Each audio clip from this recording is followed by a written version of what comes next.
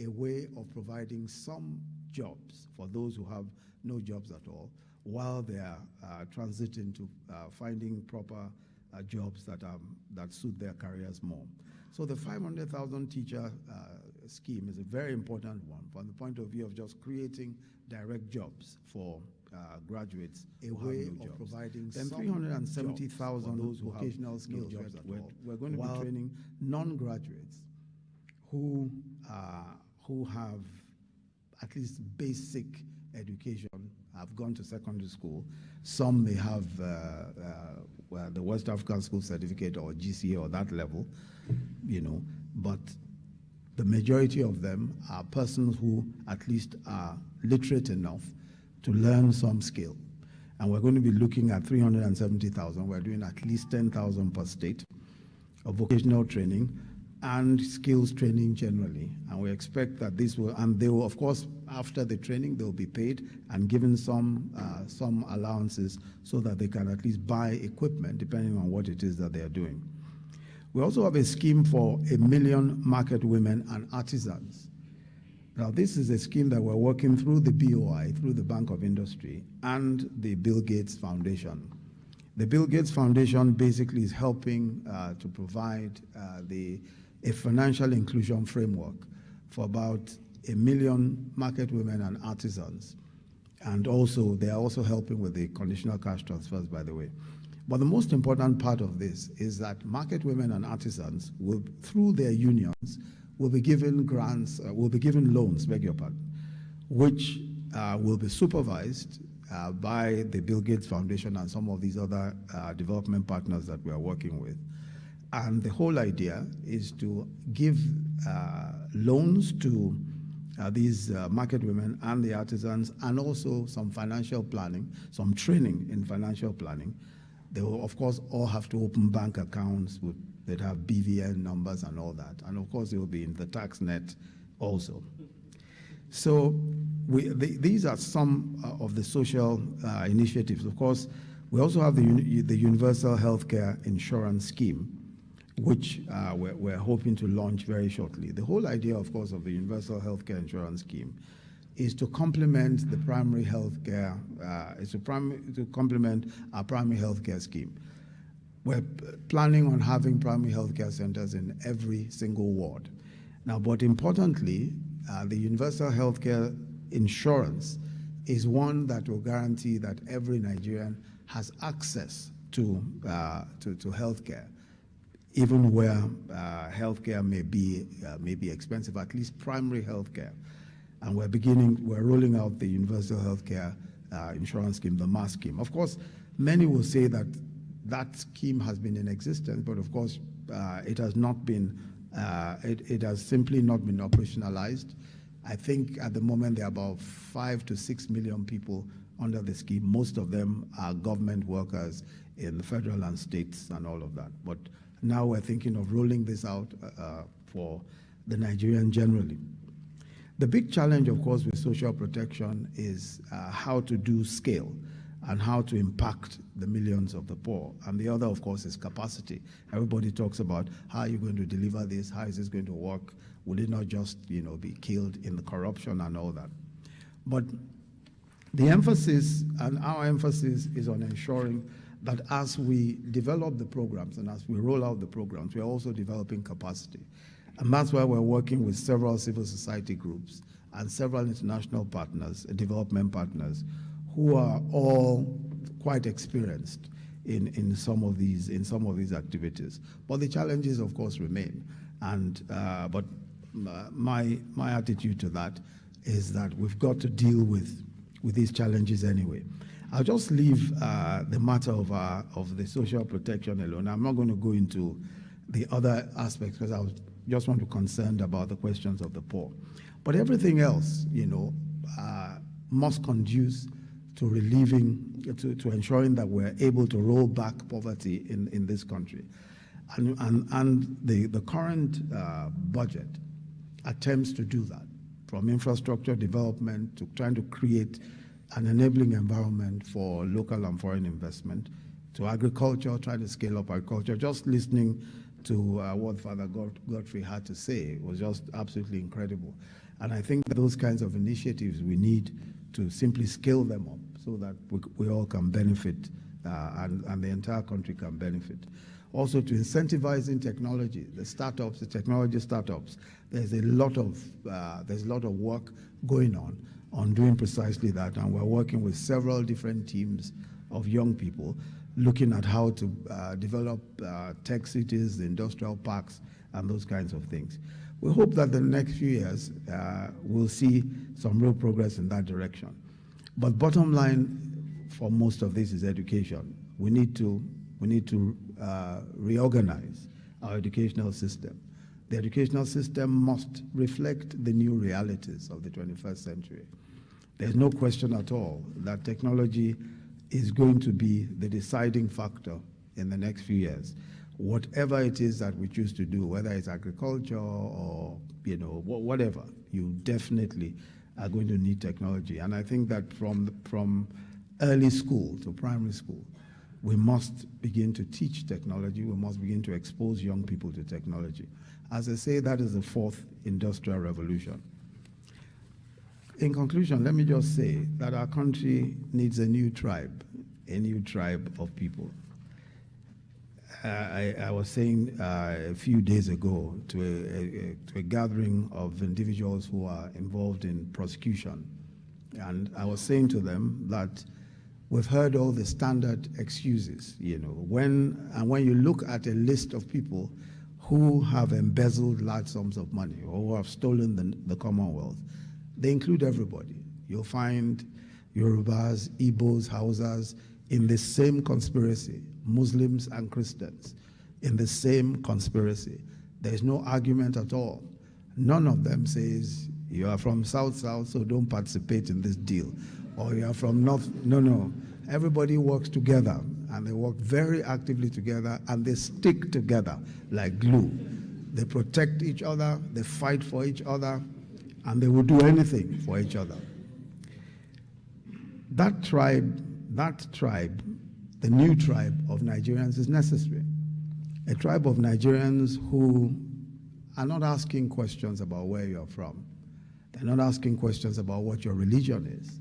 They're simply saying that we've come together as a country, as a nation, and that we can make a great nation of this nation of ours. We can. It's possible. Yeah.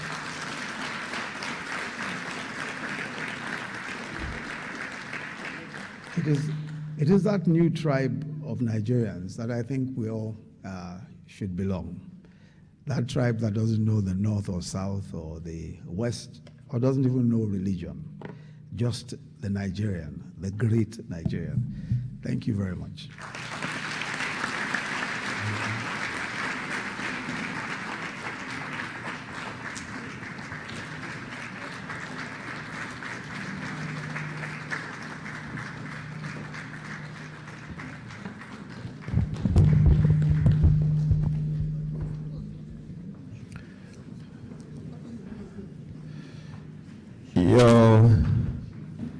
Your Excellency, sir,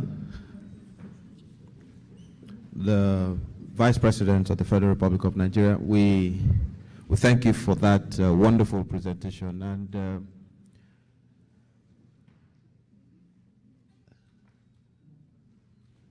I think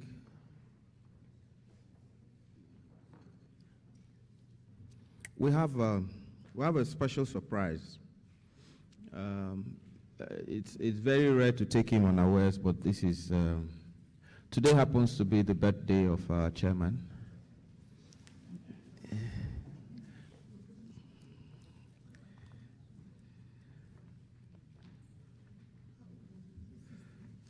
No, the chairman is not 60. Chairman is about 45 now. Because when I look at the combined age on this table, it's nearly like 1 million. And if we go by gray hair, then the Reverend Father and the Vice President should have a lion's share.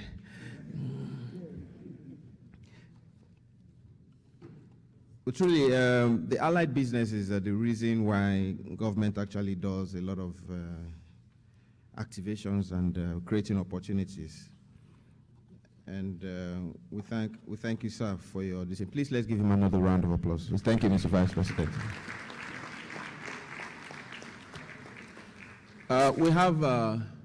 We're ready for the cutting of the cake, and it's for our chairman. So, Mr. Chairman, sir, the Vice President will supervise the cutting of the cake. We're at Ogun State for the 40th anniversary of Ogun State. And I had to ask the president if he brought his knife for cutting of the cake, but here today we have a knife, so we don't.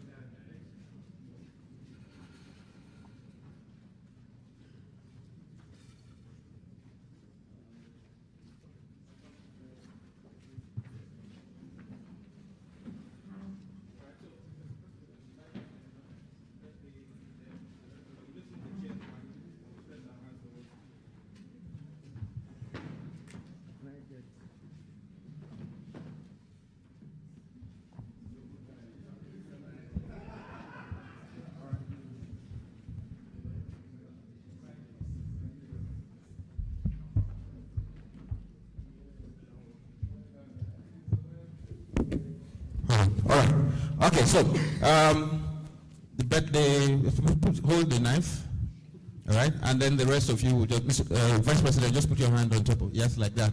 Then all of you stretch your hands towards, stretch your left hand, no, the left hand. When you're standing on this side, you stretch the left. Okay, no, sir, no, the left.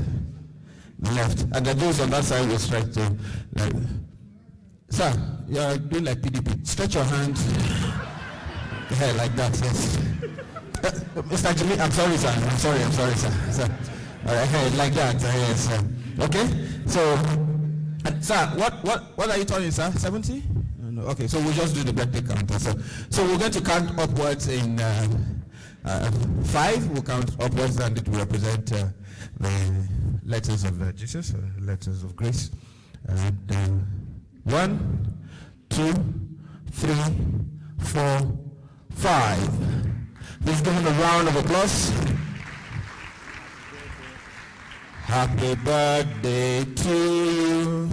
Happy birthday to you. Happy birthday, happy birthday, happy birthday to you. Thank you so much, sir. Thank you, sir. All right, can we take the cake out of sight and out of hearing, please? As the Vice President, His Excellency, Professor Amir Shipaji will take his leave.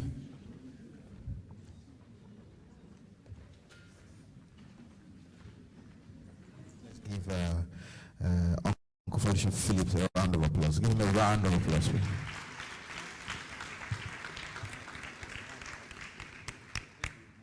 Hello?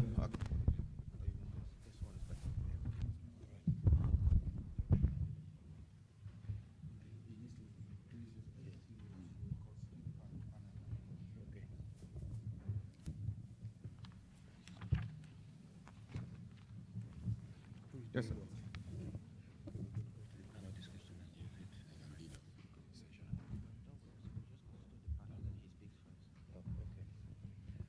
All right.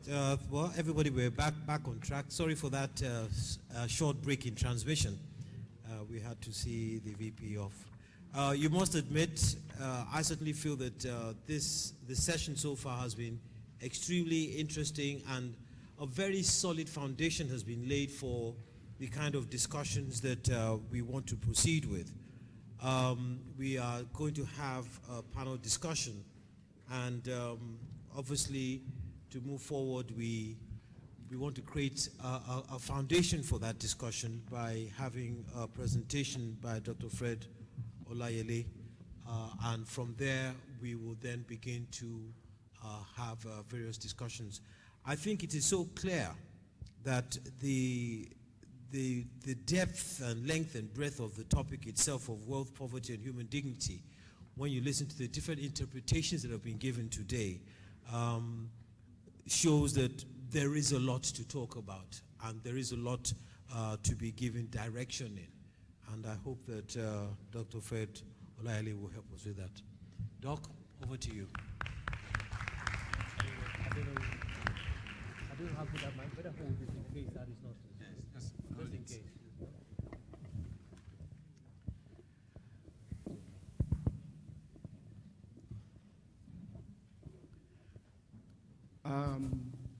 I guess all the excellencies are evaporated now. So, Mr. Chairman, distinguished guests, and ladies and gentlemen, good afternoon, everyone. The topic at hand this afternoon is a very simple one, yet complicated: wealth, poverty, and human dignity. And I'm going to be looking at it from two perspectives. I'll try to draw lessons from Canada, as well as look at classical liberalism, which is an ideology in economics.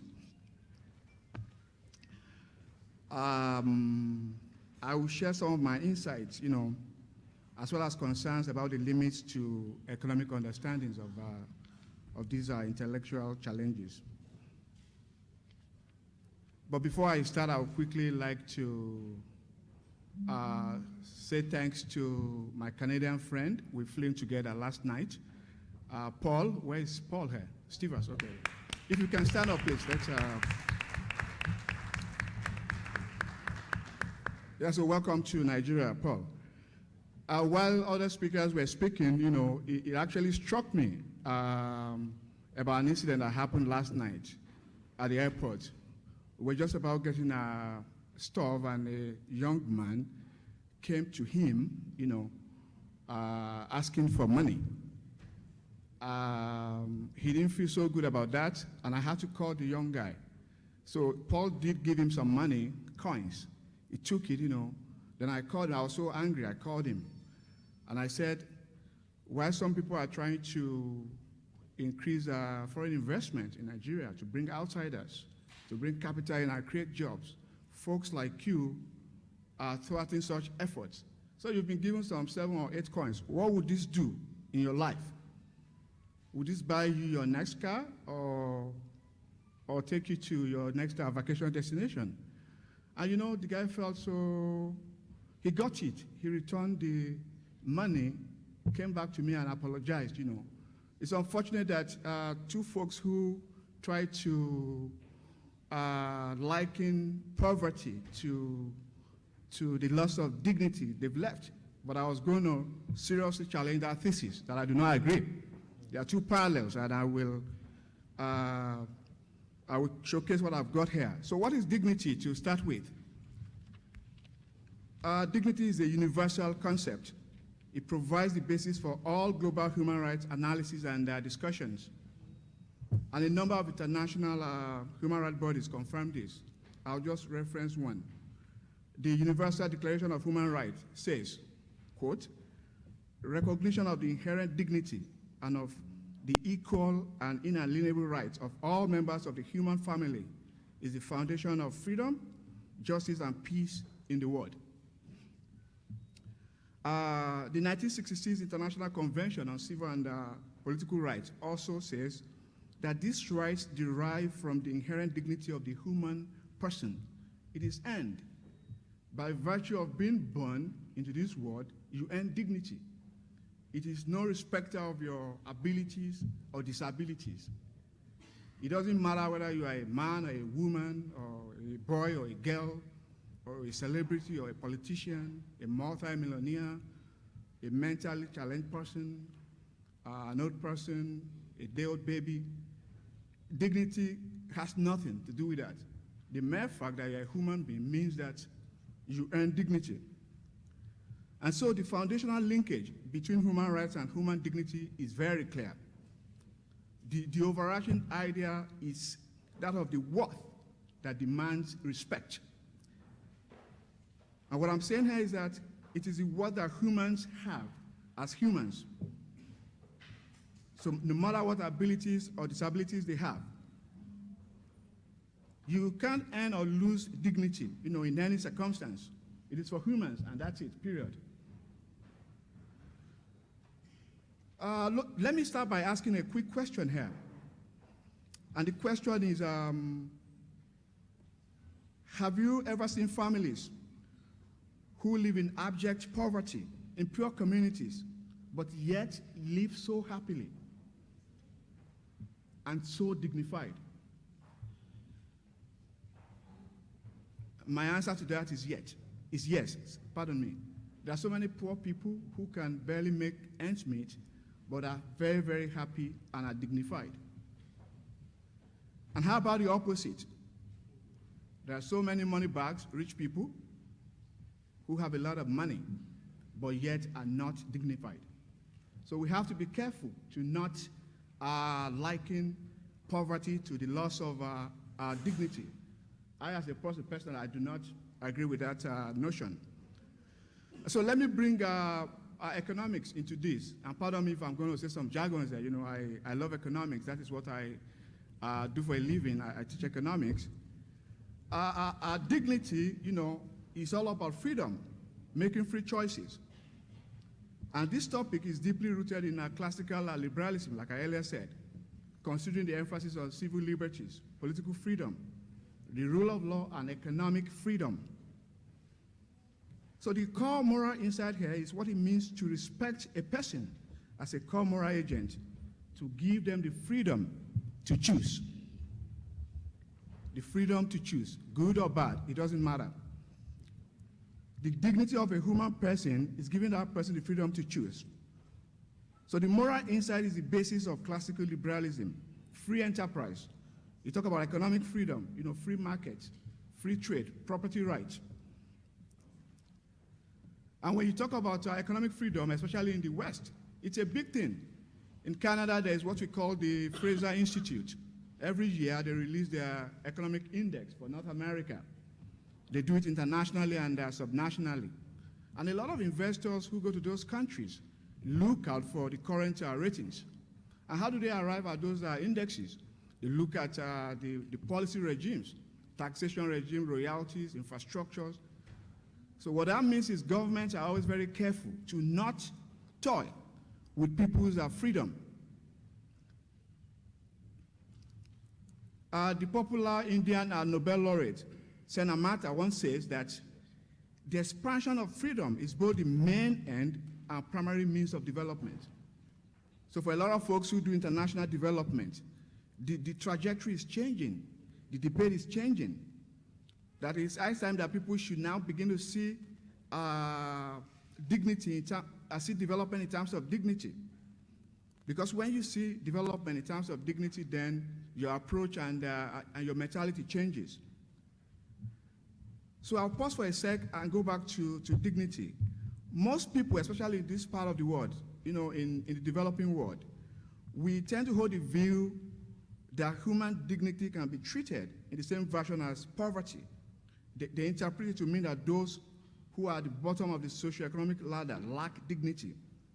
And it is therefore the job of the rest of us in society to help them out. No. It's a good notion to help people who are in need. But the reality is, it is wrong to interpret poverty as lack of dignity. And again, I go back to those in international development. There are popular notions and concepts all over now. There are such things as we don't want your development. There are so many communities who tell people who do charity work to go. We don't want you. We don't want your aid. We don't need your charity. Just go. The Zambian economist, Dambisa Moyo, once was going to fight with Bill Gates, on the issue of debt, aid, and what have you. So the essence of what I'm saying here is that We live in a world where poverty, ravages billions of people, the lives of billions of people. Nearly half of the world's population lives on less than $2 a day. That's a population of about 3 billion people. And even more frightening is the fact that 1.3 billion live in extreme poverty. They live on less than $1.25. So in the last 3 decades, the last 30 years, a lot of progress has been made. Look at China alone. I mean, the Chinese succeeded in lifting about 800 million people out of the 1.1 million in abject poverty for the developing world. Let me repeat that statistics. Maybe it would resonate. Out of the 1.1 billion people living below the poverty line in the developing world, China, between 1981 and 2011, lifted 800 million out of poverty. That's close to 80%. So, but would it be right to now assume that because China improved its poverty rating and moved people out of poverty, would it be right to conclude that China is that country that promotes human dignity? Of course, no. The human rights record in China is something you don't want to hear at all, okay? Or how about economic freedom? How free are economic agents in China?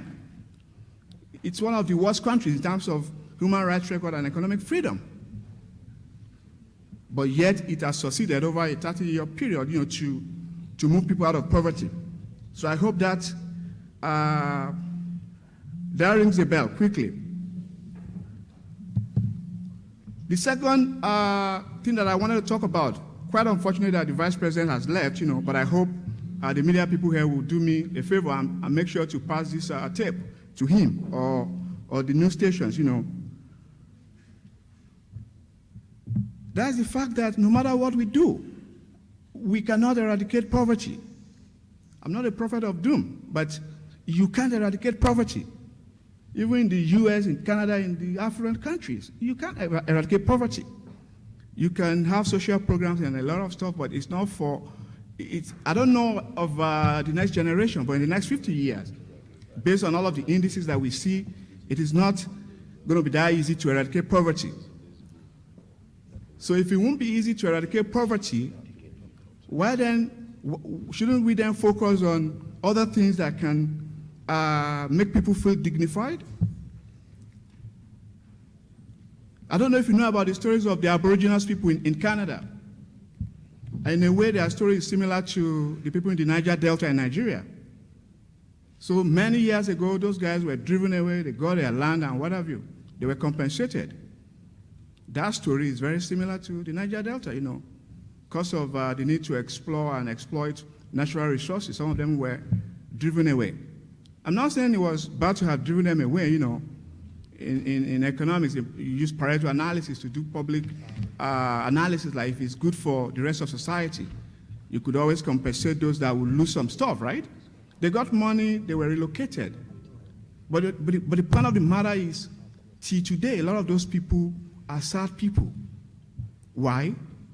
Because they were deprived of the need to vent for themselves, to be able to work, the dignity in labor, to work and do what they know how to do best.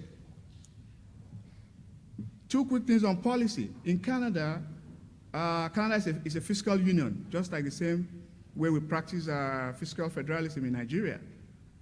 And there are two major policy tools that government uses to address the issue of dignity, not necessarily to address poverty.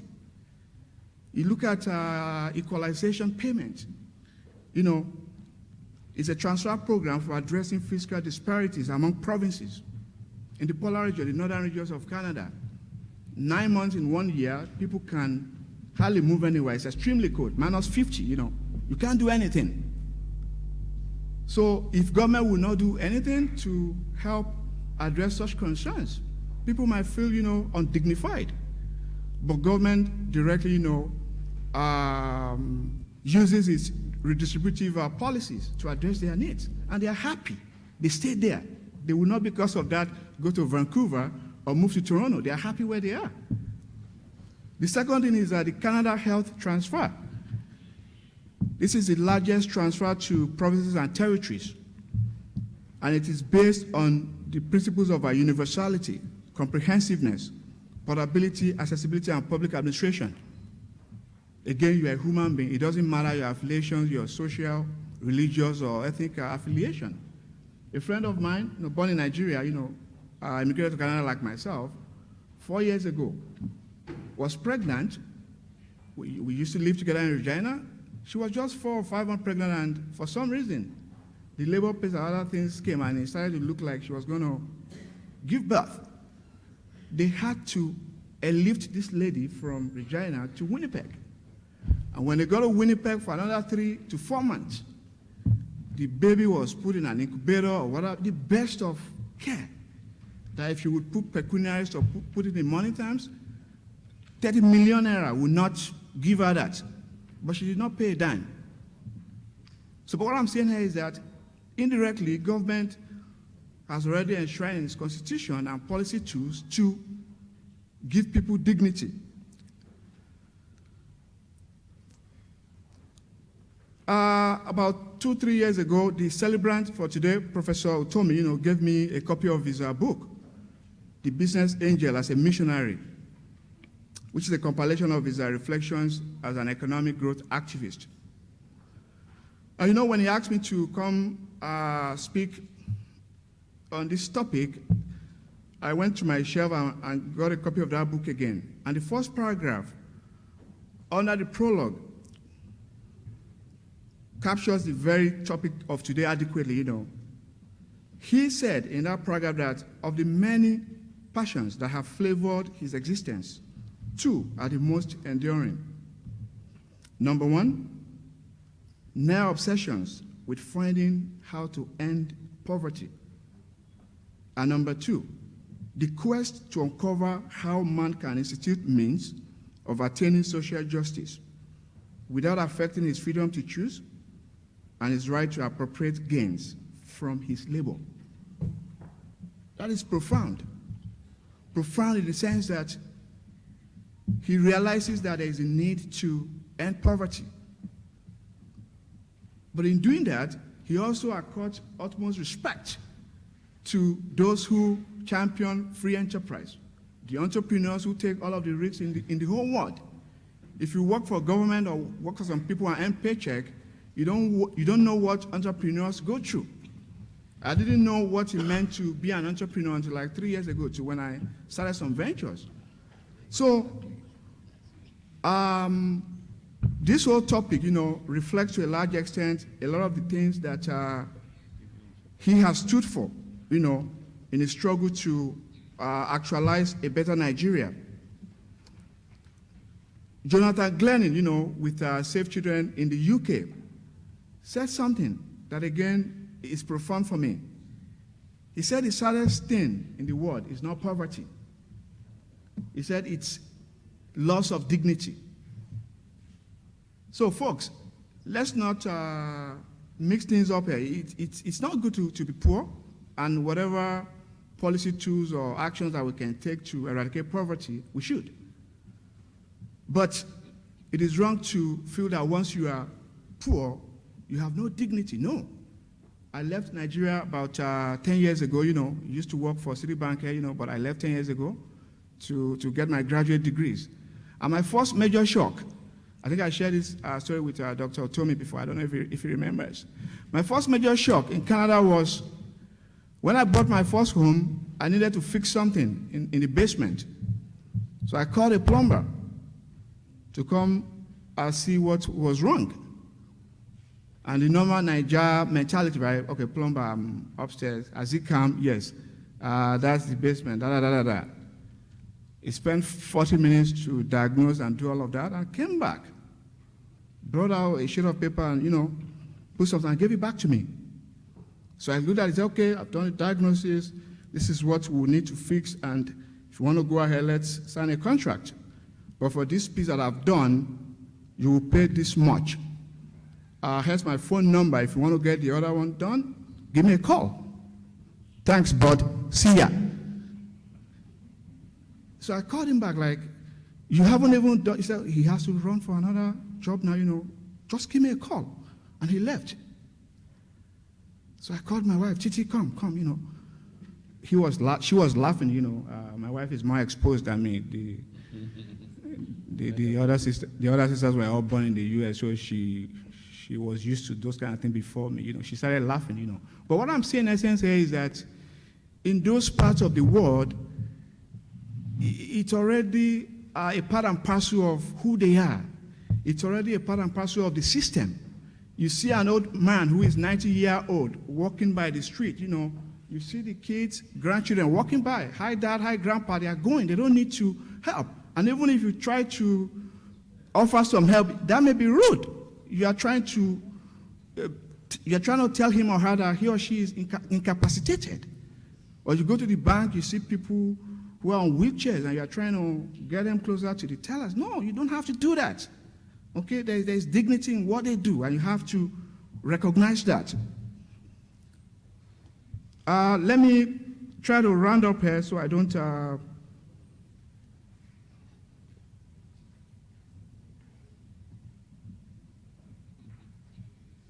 so in a nutshell, the fact of the matter is that for years to come, people will still begin to live below the poverty line.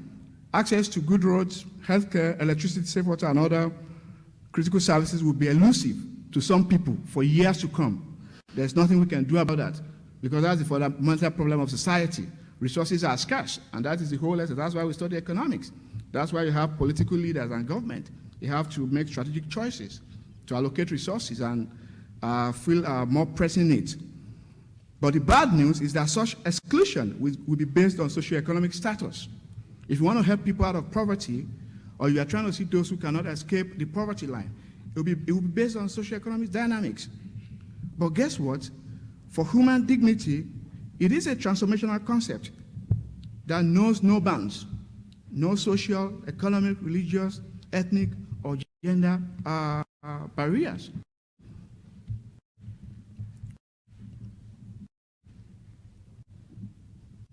So I brought another partner to Nigeria last year, or was it 2 years ago, Pierre? We had come here to see how we can leverage our Canadian expertise to help address some of the infrastructure gaps in Nigeria, at government level and all of that. And he came, again, we went to Prof and we were discussing on how we could help to address some of these issues in Nigeria. And we had some meetings, with some corporate sector leaders. Professor Tommy was there, and some of the talks, seemed to be right. We were happy. When we got back to our hotel rooms, my Canadian friend said, wow, that guy is highly connected. He knows people. He is also very respected. In Nigeria, he's a corporate guy, board level executive. I said, yes. And then 2 days later, we went to Prof's house. And Prof, when we had finished and we were about leaving, Prof said, guys, I would like to invite you to an event on Saturday. My friend was very curious. He said, oh, yes, we'd love to come. Where is it? Prof said, okay, I will tell my staff to give you a face cap and a yellow T-shirt or something. We'll be walking the streets of Ikoyi and Maryland to identify with the poor people and the girls that were kidnapped and all of those kind of things. And he looks at me like, what? He said, okay, we'll get back to him. When we got back to the hotel, I said, Fred, what kind of person is your friend? He knows the president, and yet he wants to go march on the street. I thought you said in Nigeria there is this class thing, and I said, so that tells you that he's not, he's a rare gem, and really we should appreciate Dr. Otomi.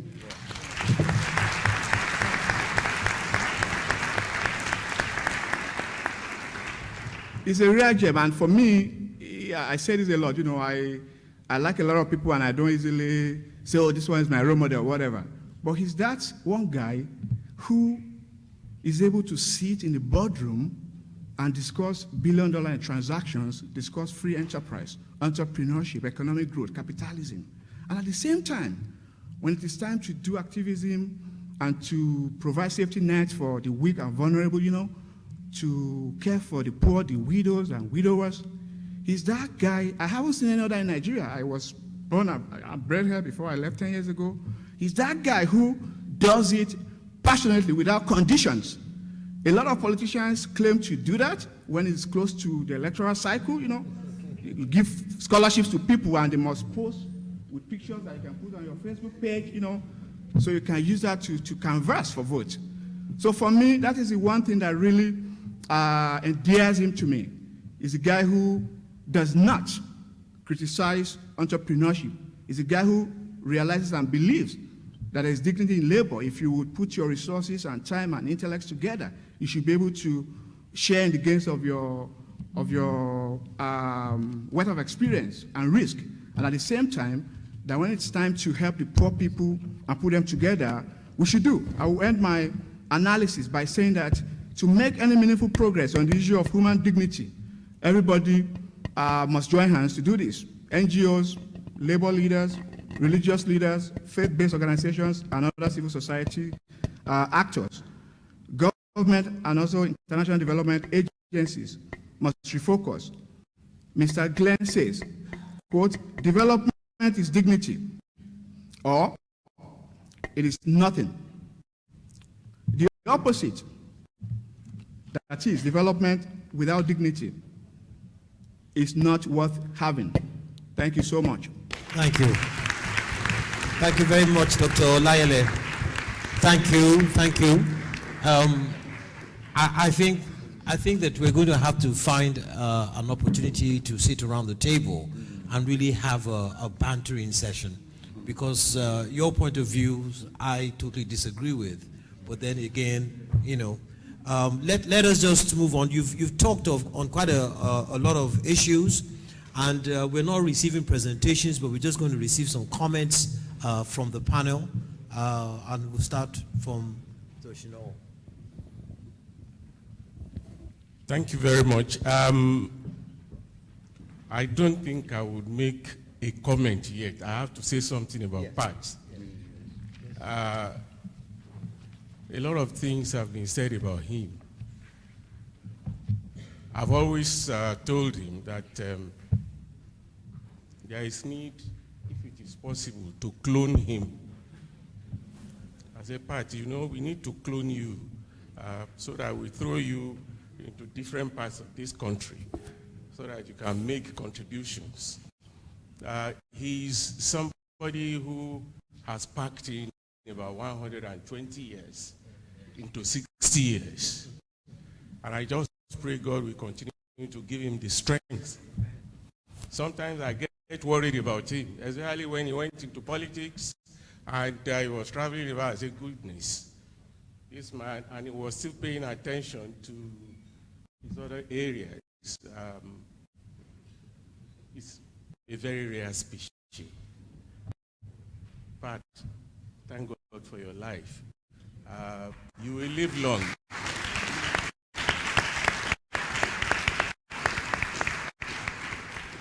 You'll be around for a long, long time, by God's grace. Now, my worry is about the youths of Nigeria. Quite often, I get embarrassed when I notice that Nigerians are so beggarly. I don't know if you've experienced it.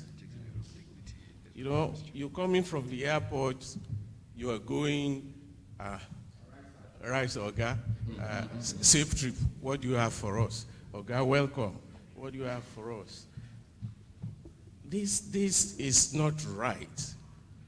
People are paid to do a job, and they are saluting you, they are asking for gratification. To me, that is not dignifying. They are paid. It's not that they are not paid. They are paid. But it is in them to beg. Now, CVL, Value is the middle name of Pat's organization. Value. I have had Pat used that word in his books over and over and over again. Values and dignity. Why is it that it is difficult for people to maintain some self-worth?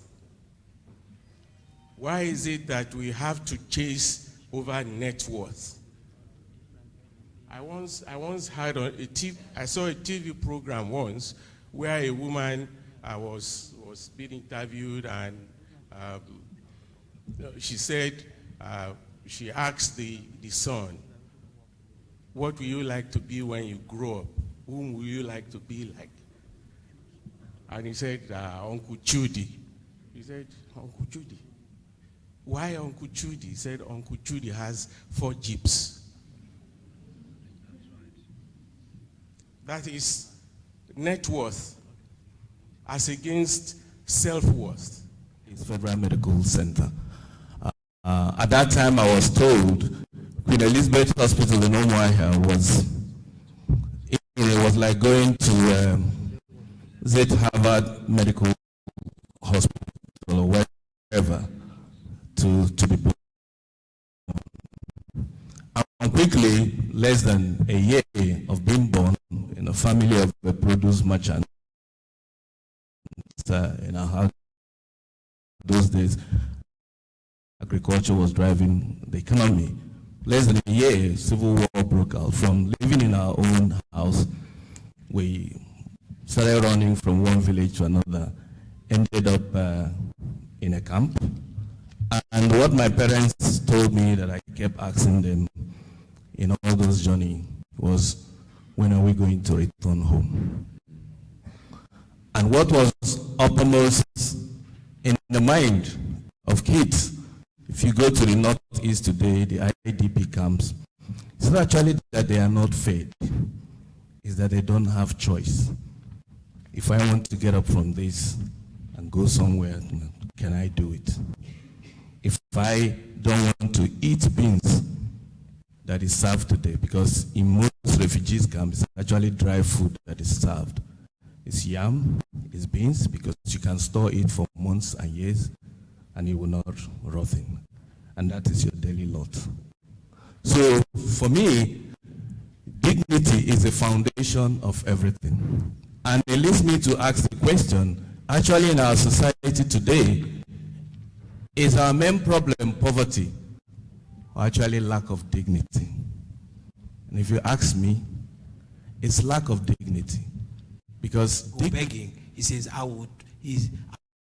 have the kind of value that says I must maintain my dignity. So sometimes we have the choice of being dignified or acting a dignified way or not. Sometimes we don't have a choice and we're really, really stuck. On that note, let me just thank our panelists and our speakers. I know that we really tolerate, I hope you're really tolerating the fact that we're running late, and I want to invite the compere to move on to the next session. Please, a round of applause. I know it was short, but that's the way it is. Sorry. Thank you very much, sir. Once again, I am being exposed for my incompetence in the area of proper pronunciation, having to speak after the chairman. Please give him a round of applause. It's always a delight listening to him. Yes, so at this junction, we are going to invite another academician who, if you were around yesterday, you'll be familiar with, to talk very briefly, for 2 minutes about a couple of books that were launched yesterday.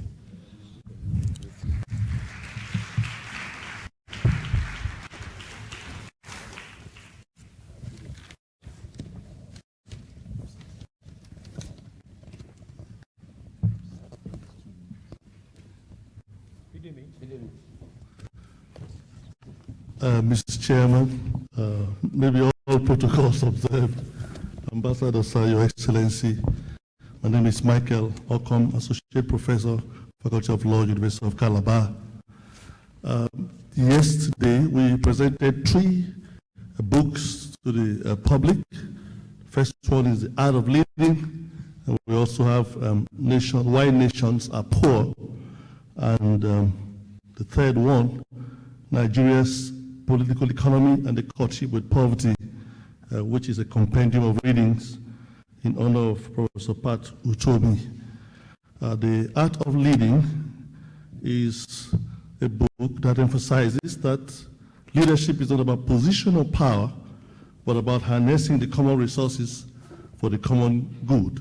It encapsulates Professor Utomi's ideas about the kind of leadership that this country needs in order for us to be able to move from the backwoods of disintegration that we are in now and become major players in the global economy.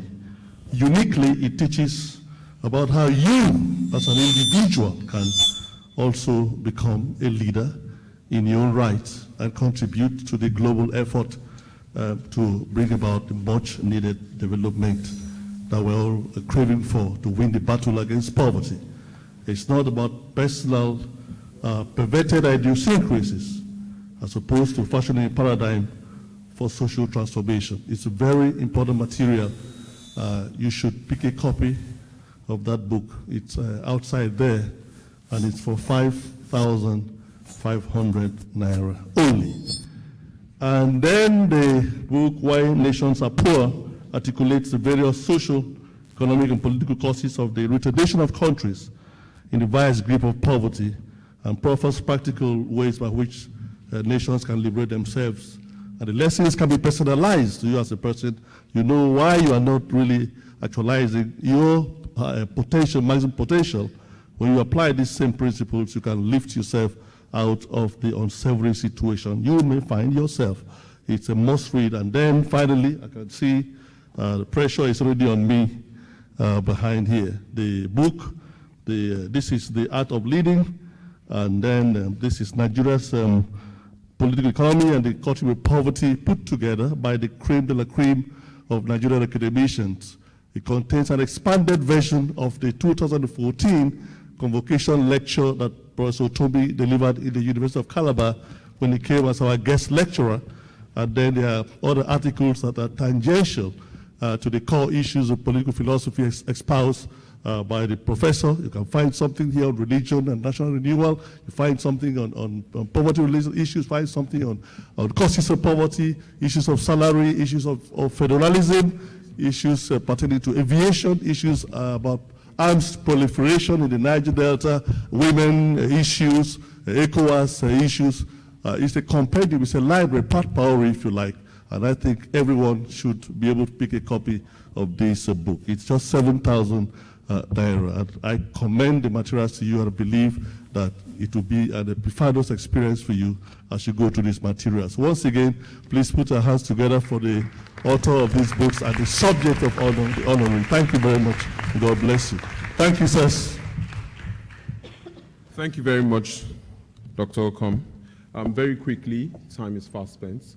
I would invite a very, very distinguished young man who Professor Utomi talked about earlier on their trip to the US to come introduce the next activity. Please join me in welcoming Kingsley Banwell.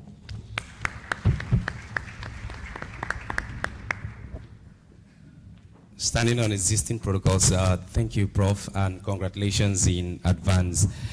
And well, the next activity is a debate. It's called the Pat Utomi Prize for Students' Debates on Public Policy. Today we have 4 debaters who are coming to slug it out so that we will know who the first, second, and third are. What they are fighting for is the star prize that has been sponsored by none other than the celebrant, Professor Pat Utomi. The first prize is 750,000 naira educational scholarship, and then the second prize is 500,000 educational scholarship, and then the third prize 250,000 naira educational scholarship. I thought we'll get a round of applause for.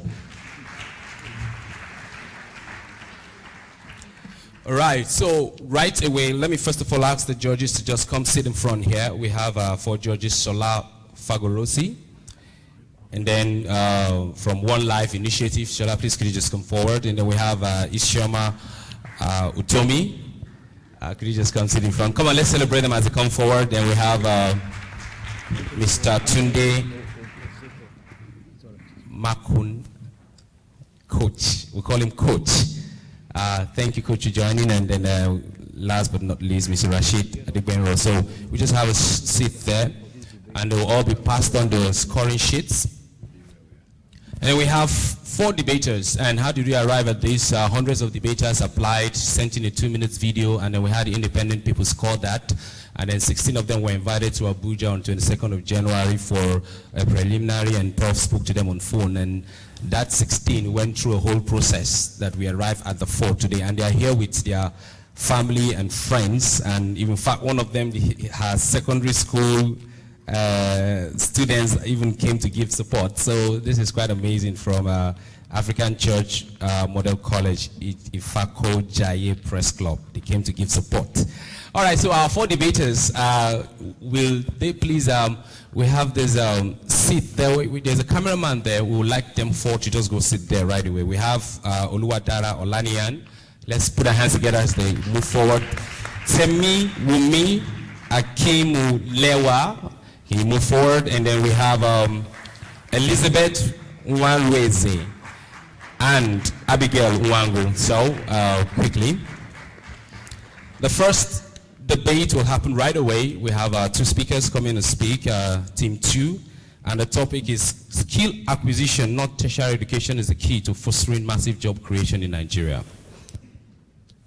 Yes. There's a seat there, yeah. So that's the seat we want you to sit, and then. So the first team that will be debating, they are coming to debate on the topic, skill acquisition, not tertiary education, is the key to fostering massive job creation in Nigeria. Yeah, so they will sit in there. And the 2 debaters are Oluwadara Olaniyan and Temiwumi Akimuwale. Oluwadara is speaking for, and then Temiwumi is speaking against. And then once you come in, you just have 4 minutes to make your pitch, and that's all the time you have. There is no rebuttal, no time for rebuttal, so make all your points in just that one debate, and then the judges will decide. So let's put our hands together as I'll ask the first 2 debaters to just come over here now. Oluwadara and Temiwumi, and the first speaker will be Oluwadara. You say the name of institution you're from, and then you have the floor. Let's put our hands together for them as they've been here all morning, energized and pumped up. But this is the time to show yourself. The first speaker will be Oluwadara, and yes, step forward, and he's speaking for the topic, the skill acquisition, not tertiary education, is the key to fostering job creation. Thank you. Good afternoon, ladies and gentlemen. I am Olani Odara from the University of Ibadan, speaking for the topic, skill acquisition, not tertiary education, is the key to massive job creation. A skill, according to the businessdictionary.com, can be defined as an ability or capacity acquired through systematic, deliberate, and sustained efforts to smoothly and adaptively carry out complex activities and jobs involving cognitive functions, technical functions, and people relations. Therefore, skill acquisition can be defined as the obtainment or development of such abilities. Also, tertiary education refers to academic pursuits undertaken after secondary education. With the National Bureau of Statistics reporting that over 17 million Nigerians are unemployed and over 26 million Nigerians are underemployed, it is crystal clear that job creation is a necessity for the Nigerian economy. It is obvious that tertiary education has failed to meet the job creation need in Nigeria. According to a report published by the University of Uyo on the 22nd of September 2015 titled Entrepreneurial Education, a Panacea for Youth Development in Nigeria, it was stated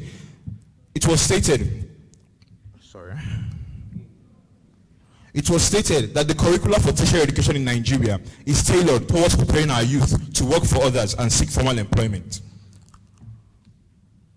The issue tertiary education has failed to answer over the years is, if everyone is an employee, who will be the employer? It is this loophole that skill acquisition can take care of, which makes it the key to massive job creation. The Daily Independent reported on the 14th of February 2015 that stakeholders in the industrial sector of Nigeria's economy have constantly emphasized the need for skill acquisition as a way of developing entrepreneurs. Also, the Journal of Educational Policy and Entrepreneurial Research, published in 2014, noted that entrepreneurial development can be made possible through skill acquisition. All these highlight the relevance of skill acquisition in the production and development of entrepreneurs who are in fact job creators.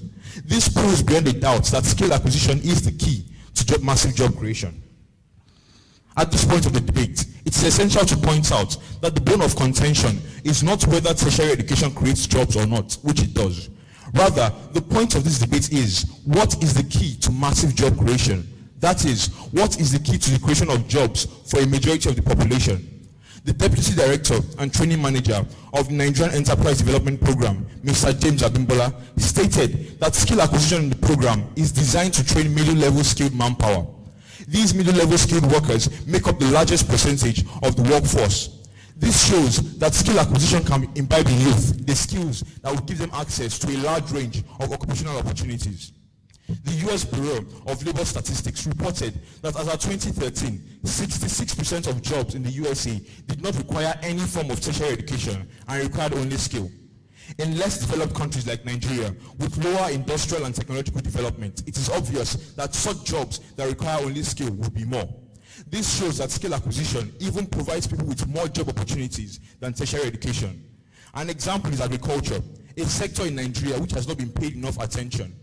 Agriculture is a timeless thing, as no matter how bad the economy gets, people must eat. Therefore, teaching youth skills relevant to agriculture could be an employment goldmine and could greatly boost employment and standard of living.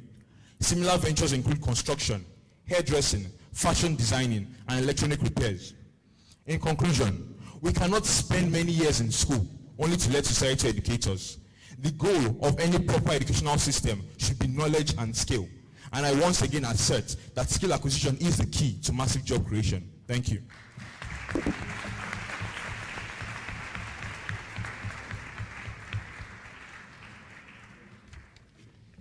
All right. Ola Dara has fired the first shot, speaking for the topic. And now, let's put our hands together as we welcome Temi Wumi Akimu Lewa as she comes to speak against the topic. Thank you. I think we could do a lot better in giving these debaters some applause. Good afternoon, Chairman, judges, ladies and gentlemen. I am Temi Umi Akimulea from the University of Ibadan, and I will be speaking saying that tertiary education is the key necessary for fostering massive job creation in Nigeria. The fourth edition of the National Policy on Education, released in 2004, defines tertiary education as a form of education which happens after secondary school in a university, monotechnic, or polytechnic. It goes without saying that tertiary education is aimed at impacting knowledge and skills in a bid to produce intellectuals who are not only self-reliant but are also capable of innovation. Innovation, the key to massive job creation. It is the clear-cut difference between Fatima, who has learned how to make wara, local cheese from her grandmother, and Bola, a food technology graduate from the University of Ibadan, who runs a cheese production farm in Agbara with thousands of employees. Fatima has skills, one that puts food on her table, but because she lacks certain knowledge that can only be derived from a tertiary education, it becomes a Herculean task for Fatima to successfully manage a job creation platform such as a cheese production plant. Skills are necessary, but skills without the backing of a tertiary education will do very little in job creation. According to an article by All African Media, the top employers of labor in Nigeria are products of tertiary institutions, with Aliko Dangote topping the list, a product of Al-Azhar University, Egypt, with over 26,000 employees in Nigeria. It is obvious that the promotion of job creation requires the acquisition of a tertiary education, which encompasses knowledge, skills, and innovation. My opponent has decided to capitalize on the various problems facing the tertiary education system. But when you have a cut on your finger, do you remove the finger and request a finger transplant? No. This is exactly what the federal government had in mind with the integration of entrepreneurship education into our tertiary school curriculums. Our youths are currently being trained in our universities to become wealth creators and job creators. This is the pathway to fostering massive job creation in Nigeria, and it is something that we have started, and it will work.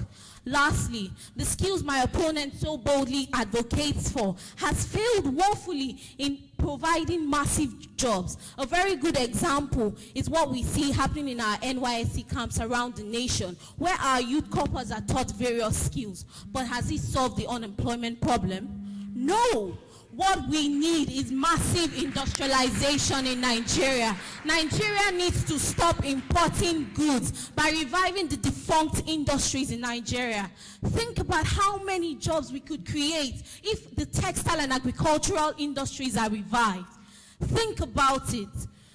The key to fostering massive job creation is industrialization. However, the industries will not survive on vocational skills.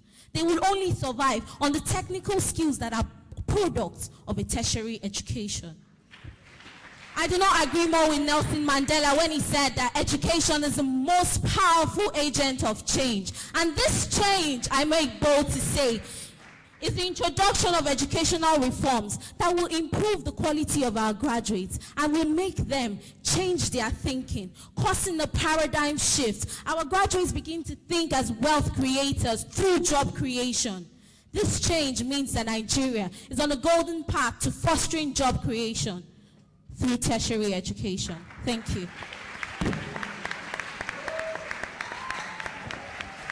All right. This is getting interesting. All right, so the first team, and then we just have one more team to debate. Let's welcome our two debaters, Elizabeth and Abigail, as they come forward.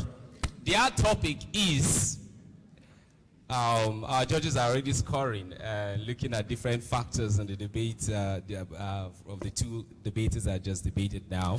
And so the next topic is renewable energy and not hydro/thermal power plants is the key to electricity sufficiency in Nigeria. We have two debaters that are going to be taking this head on.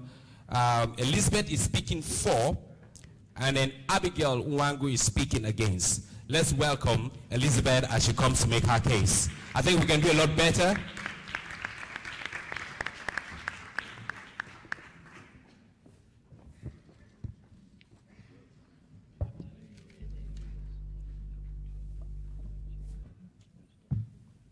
Good afternoon, Nigeria. What do we have to show for 55 years dependence on hydrothermal power plants?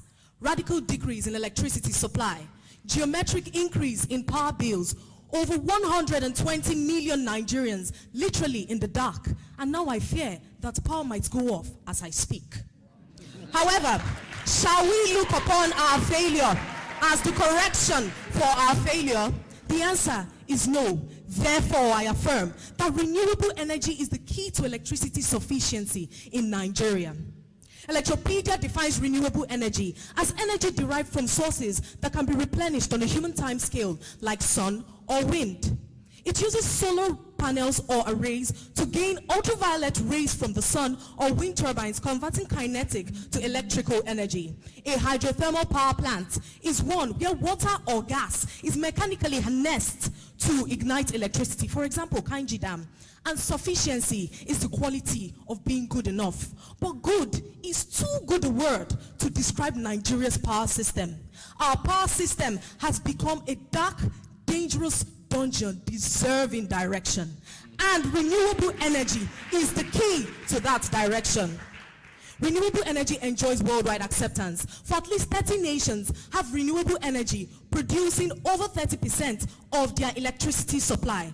World Energy Outlook 2015 projects that the United States, China, Denmark, and India would have achieved 100% use of renewable energy by the year 2050. Nigeria's potential topples this, as it is estimated that when 1% of Nigeria's land area is powered by about 5% efficiency of solar technology, the output will be about 400,000 megawatts, which is projected to be enough for Nigeria over the next 14 years.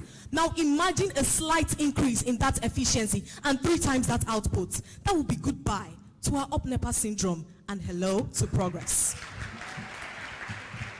Renewable energy is the key to electricity sufficiency because it is decentralized, it is cost-effective, it is readily available, and of course, it is renewable. First, our first speaker of today mentioned that a pillar to the third industrial generation is distributed energy regime. And with renewable energy, distributed and modular systems over a wide geographical area, a severe weather storm in one area does not cut out power of the entire region. For instance, renewable energy projects in Northeast America survived Hurricane Sandy in 2012 with minimal disruption. In contrast, the overflow of Kainji and Jeba dams in 2012 maimed electricity supply across 6 states for over a month. This makes renewable energy the better deal in times of contingency, as we will not have all our eggs in one basket. Furthermore, thanks to the Union of Concerned Scientists who predicted in 2014, as they revealed, that once built, renewable energy operates on 25% lower cost, making prices stable over time. Ladies and gentlemen, there will be less pressure on fuel, and less pressure on fuel means that there will be price reduction, causing more cash flow and financial availability to sustain renewable energy. Also, it is important that we begin to harness our intense sunlight in Nigeria. For if nations of the world now stand shoulders at par with us on fuel, they would definitely crawl behind us on sunshine. Reporter Charles Okpara Ndudu in This Day newspaper, March 15, 2015, stated that Borno, Cross River, and the Federal Capital Territory alone can produce 16.83 kilowatt hours per meter square per day electricity only by sunshine. Now imagine sunshine from all 36 states and wind power from 36 states. Time up. Rather than exporting our wealth, we can now begin to export electricity if we so desire. Finally, I must say that renewable energy, though it seems so big, my friend always says, little by little, a little becomes a lot. Nigeria, let us renew our energy in renewable energy. Thank you.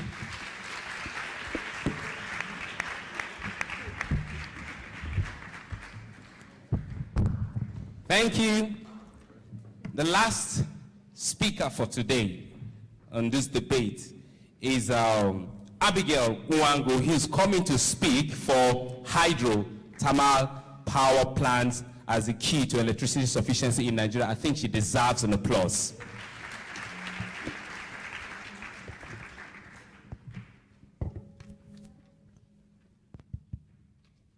The world is on a constant quest for change, for something new. But the thing with new is that it does not always result in something better. For many years, Nigeria has gotten its electricity from hydrothermal power plants. However, there is a new kid on the block, renewable energy. And it has been fallaciously portrayed to the world as a better means of generating electricity. However, I stand here to urge the crowd, the audience, to look beyond this facade and see that hydrothermal power plants has always been, and still is, the best means of generating electricity in the country. How did I arrive at this conclusion? I'll take this topic from the top. Good afternoon, ladies and gentlemen. My name is Wangu Abigail Chinwoku, an undergraduate of Nnamdi Azikiwe University. I'm here to speak on the topic.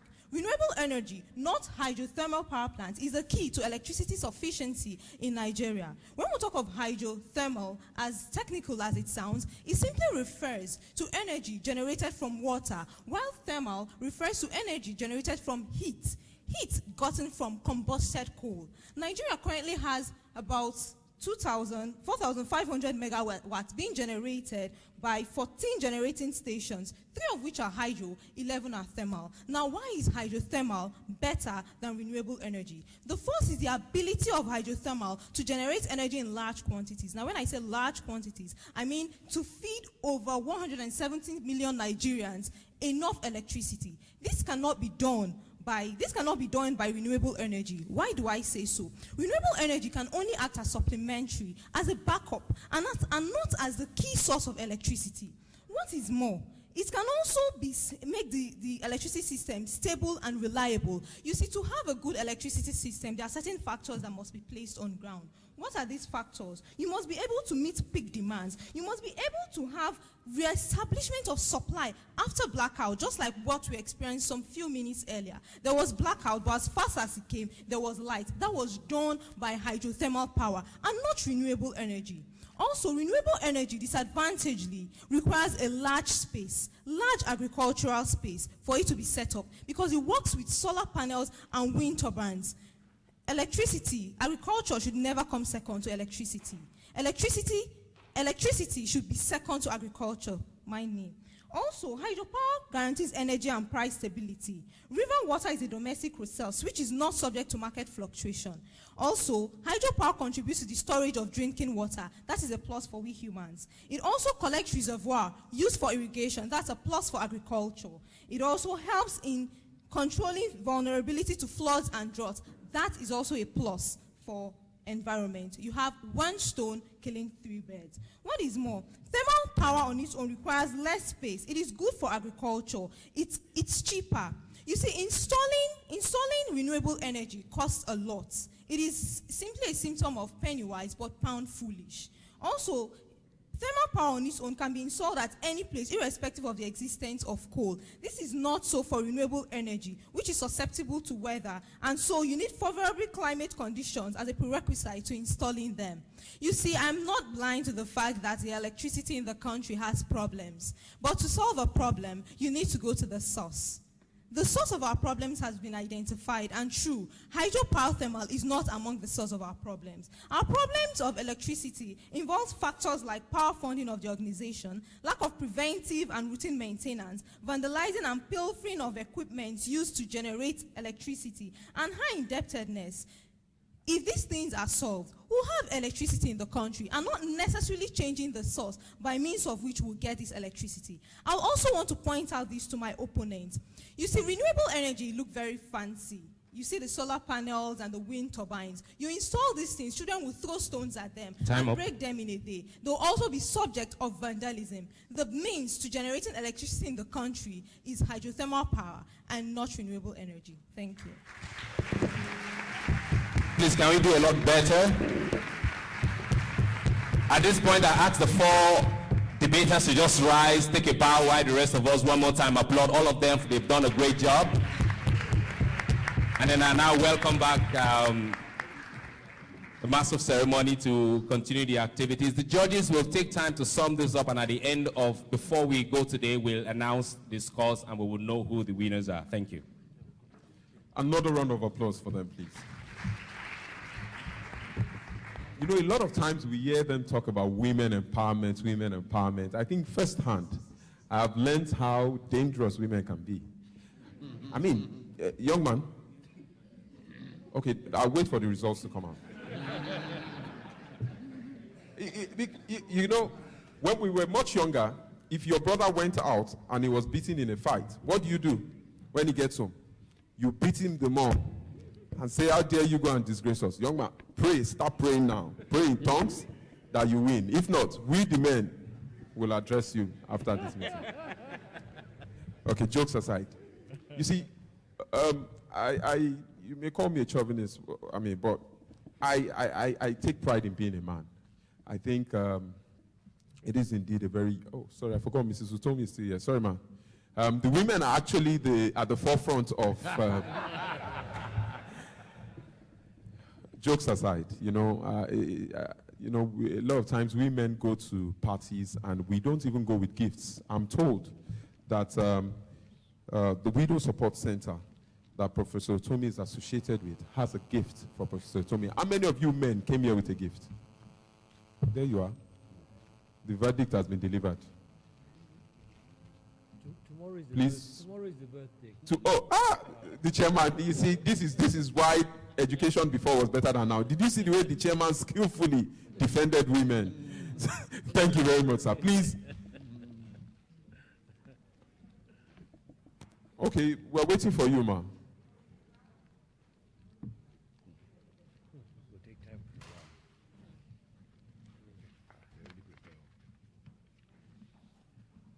We also have a gentleman trying to defend the male position, Dominion Judah, the founder of Africa Arise Leadership Center and YGLC, Young Global Leaders Connect. He's also here to present a gift.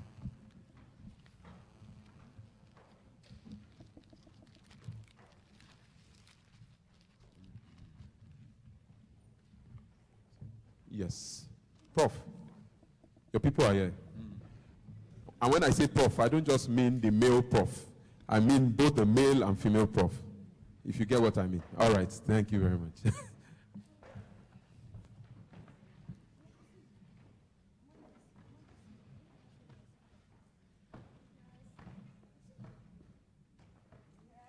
Aha, I was wondering.